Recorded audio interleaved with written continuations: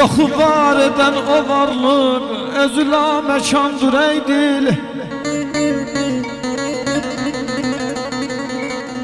Yoxu var eden o varlıq özülə məkandır ey dil. Qocalıb gedir xəlayiq özünə o cavandır ey dil.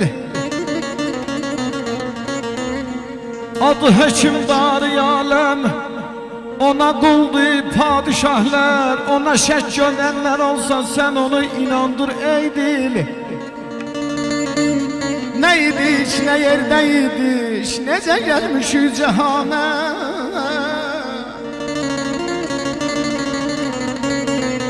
Ay nə idiş, nə yerdə idiş, necə gəlmişik cəhana. Bunu dərki qıl fikirləş, sən özün amandır ey dil, amandır ey dil.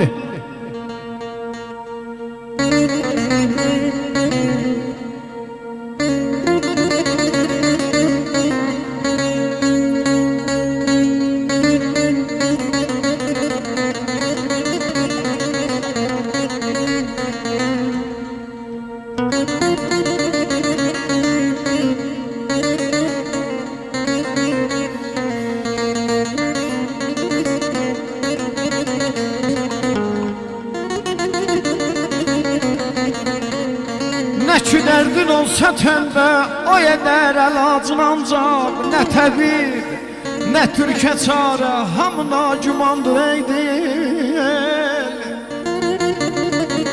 Sifətində hüsnü Yusif, sifətində hüsnü Yusif, nəfəsində ləhni Davud. Əli oğlu Müştabanın üzü nur saçandır ey dil. Mən Əli Murtazadan dilədim, nə mətləbim var. Mən Əli Murtazadan dilədim, nə mətləbim var. O gözəl məzar olan yer necə xoş gümandır ey dil.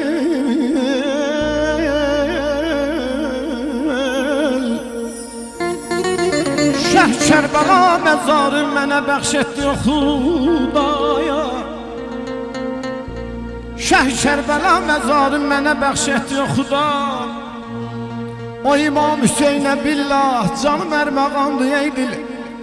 Hacı, hacı yetdin arzu kamə, əbəl fəzin qəbiril.